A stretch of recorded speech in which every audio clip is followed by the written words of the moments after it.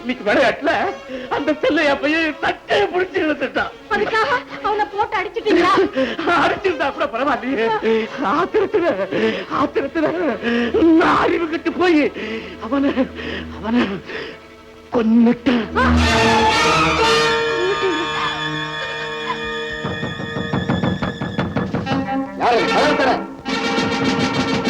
கதவை தர.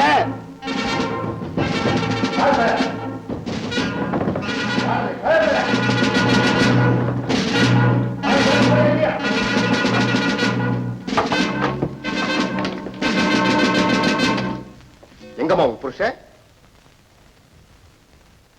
என்னம்மா நான் கேட்கிறேன், பேசாம நிக்கிறீங்க? தேடுங்க.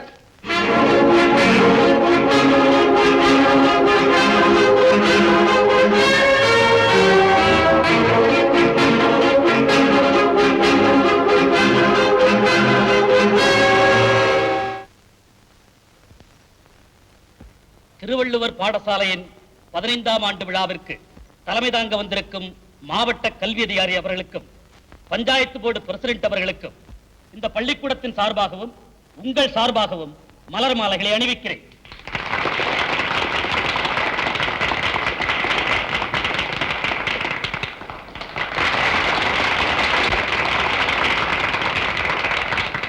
வெற்றி பெற்ற மாணவர்களுக்கு பரிசு வழங்கும்படி கல்வி அதிகாரி அவர்களை தாழ்மையுடன் கேட்டுக் கொள்கிறேன்.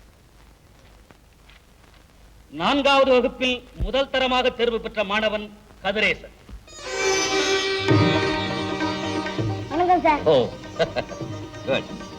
நல்ல கதிரேசன். அடுத்து பேச்சு போட்டியில் முதல் பரிசு பெற்ற மாணவன் கதிரேசன். அடுத்து பேச்சு போட்டியில் 2வதாக பரிசு பெற்ற மாணவன் மாணிக்க வாசகன். ஓட்டப்பந்தயத்தில் முதல் பரிசு பெற்ற மாணவன் கதிரேசன்.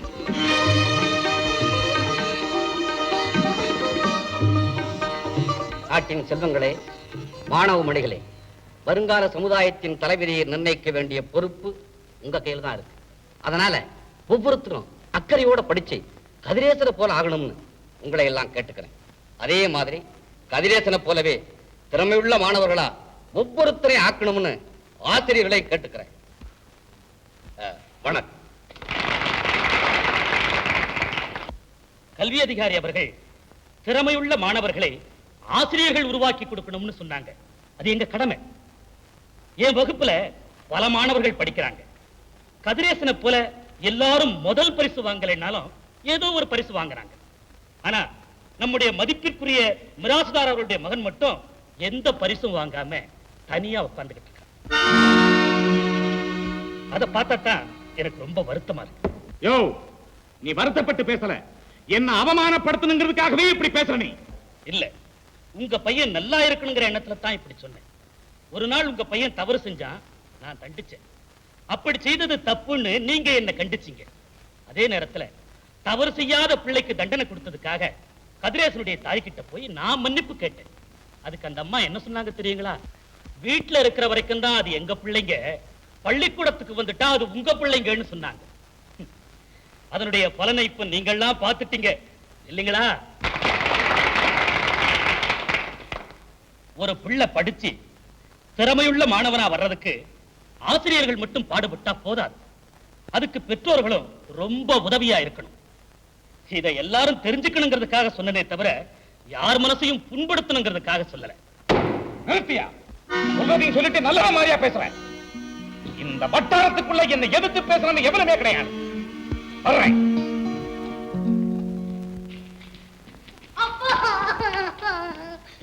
ஏண்டா ரவி, ஏண்டா அழுகுற? உனக்கு பரிச்சை கிடைக்கலனா? இல்லப்பா, பரிச்சையில. கவலைப்படாதடா, நீ பாஸ் ஆகுற. வாடா வாடா.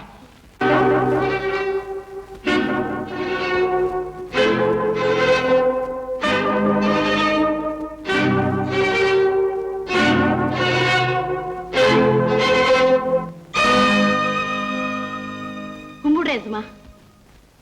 வா பார்வதி, வா.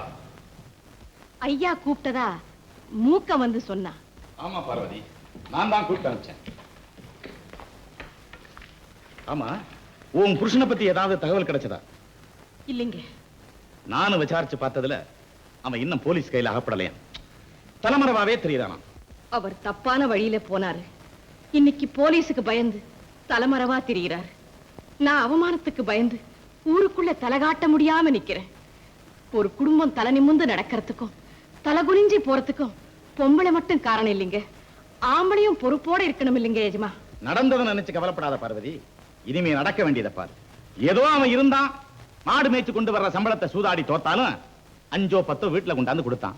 இப்ப என்ன செய்வ? உன் வருமானத்தை மட்டும் வச்சு நீ உன் பிள்ளை எப்படி சாப்பிடுவீங்க? அதுதான் எஜமா எனக்கும் புரியல. இந்த பாரு, உன் புருஷன் போனதுக்கு அப்புறம் மாடுகளை கவனிக்க சரியான ஆள் கிடைக்கவே இல்லை. நாளையில இருந்து உன் மகன் கதிரேசன் அனுப்பி வை. இங்க இருக்கிற மாடுகளை அவனே மேய்க்கட்டும். எஜமா, உன் சம்பளத்தோட 10 ரூபாய் கூட போட்டு தர்றேன். மன்னிக்கணும் எஜமா, அவனை 4 எழுத்து படிக்க வைக்கணும்னு நான் நினைச்சுக்கிட்டு இருக்கேன். உன் நிலைமையை புரிஞ்சுக்காம நீ பேசிக்கிட்டு இருக்கிற. அவன் எத்தனை எடுத்து படிச்சாலும் கடைசியில மாடு மேய்க்கத்தானே வரணும். பிறகு அதுக்கு அவனுக்கு படிப்பு. காலங்காலமா கை நாட்டு வச்சே பழக்கப்பட்ட எங்க பரம்பரையில இவனாவது எழுத படிக்க தெரிஞ்சுக்கிட்டுமேனு தான் அவனை படிக்க வச்சுக்கிட்டு இருக்கேன் எசமா. உனக்கு கொஞ்சமாவது அறிவு இருக்கா? சோத்துக்கே வழி இல்லையே, பிறகு அவனை எப்படி நீ படிக்க வைப்ப? வசதி உள்ள வீட்டு பிள்ளைங்க தான் படிக்க முடியும்னு இருந்த காலம் மாறி போச்சுங்க. இன்னைக்கு நம்ம சர்க்கார்ல இலவசமா சோறு போட்டு படிப்பும் சொல்லி கொடுக்கறாங்க. அதனால என் பிள்ளைய நான் எப்படியும் படிக்க வச்சுடுவேங்க. அது சரி. மாடு மேய்க்கிற பயல்கள் எல்லாம் படிக்க ஆரம்பிச்சுட்டா அப்புறம் மாடுகளை யார் மேய்க்கிறது? மாட்டுக்கு சொந்தக்காரங்களே கவனிச்சுக்க வேண்டியதுதான். நீங்க மனசுல எதை நினைச்சு இப்படி எல்லாம் பேசுறீங்கன்னு நான் புரிஞ்சுக்கிட்டேன் ஏசமா. பள்ளிக்கூடத்து ஆண்டு விழாவுல என் மகன் நல்லா படிக்கிறான்னு அங்க இருந்த பெரியவங்க எல்லாம் சொன்னதும் உங்க முகம் போன போக்கே நான் பாத்துக்கிட்டு தான் இருந்தேன். வேலைக்காரி பெத்த புள்ளைய புகழ்ந்து பேசுறாங்களே, நம்ம புள்ளைய பத்தி ஒரு வார்த்தை கூட பேசலையேங்கிற பொறாமையில என் மகனை மாடு மேய்க்க அனுப்பி வையின்னு சொல்றீங்க இல்லையா? ஆமா, அப்படியே வச்சுக்க. இப்ப நான் கேட்டதுல என்ன தப்பு? உன் மாமனார் என் வீட்டுல மாடு மேய்ச்சான், உன் புருஷனும் என் வீட்டுல மாடு மேய்ச்ச வந்தான். பரம்பரையா உங்க குடும்பம் பார்த்து வந்த தொழில உன் மகனும் பார்க்க வேண்டியதானே? எஜமா கோச்சிக்க கூடாது. ஒரு காலத்துல உச்சி வெயில்ல கூடைய சுமந்து கடலையோ கடலேன்னு வேர்க்கடலை வித்துதான் உங்க தாத்தா இவ்வளவு காசையும் சேர்த்தார். அதுக்காக அது உங்க பரம்பரை தொழிலாச்சே. நீங்க ஏன் இப்ப கூடைய சுமந்து தெரு தெருவா வேர்க்கடலை விக்கலன்னு நான் உங்களை கேட்க முடியுமா எஜமா? என்ன வரம்புக்கு மீறி பேசிக்கிட்டு இருக்கிறேன்? பாவம் பொண்ணாச்சே, புருஷன் உன்னை விட்டுட்டு ஓடிட்டானே நினைச்சு உனக்கு உதவி செய்ய நான் வந்தா என்னைய எதிர்த்து பேசுற நீ? 10 தேச்சா உன் பிள்ளைய பட்டதாரி ஆக்க போற. படிக்க வைக்கிறதுக்கு பணம் வேணாம், பணம். படிக்கிறதுக்கு பணம் மட்டும் இருந்தா போதாது ஏசமா, புத்தியும் வேணும். அது என் பிள்ளைகிட்ட நிறைய இருக்கு. படிப்பு இருக்கே, அது காவேரியில ஓடுற தண்ணி மாதிரி. அத மாட்டுக்காரன் புள்ளையும் அள்ளி குடிக்கலாம், மாடி வீட்டுக்காரன் புள்ளையும் அள்ளி குடிக்கலாம். அதை யாரும் தடுக்க முடியாது. படிப்பு எல்லாருக்கும் சொந்தம் தான். ஆத்து நிறைய தண்ணி ஓடினாலும் கை உள்ள வந்தா அள்ளி குடிக்க முடியும். கழுத புதிதான் சுமக்கணும், புஸ்தகத்தை சுமக்க நினைக்கலாமா? எஜமா, 10 தேய்க்கிறவ புள்ள 10 தான் தேய்க்கணுமா? மாடு மேய்க்கிறவ மகன் மாடுதான் மேய்க்கணுமா? ஆமா, இல்லன்னா உன் பிள்ளை படிச்சு பட்டதாரியாகி இந்த ஊருக்கு கரெக்டாவா வந்தா போறான். ஏன் வர முடியாது? எப்படி முடியும்? மனசுல நம்பிக்கை இருக்கு, உழைக்கிறதுக்கு உடம்புல தெம்பு இருக்கு. படாத பாடுபட்டு என் பிள்ளைய பட்டதாரியாக்குவேன்.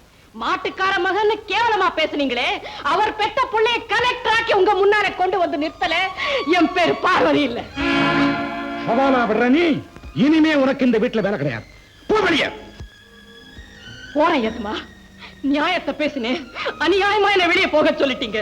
பரவாயில்ல, ஆனா ஒண்ணு மட்டும் ஞாபகத்துல வச்சுக்குங்க. குப்பமேடும் ஒரு நாளைக்கு கோபுரம் ஆகலாம், கோபுரமும் ஒரு நாளைக்கு குப்பமேடாகலாம்.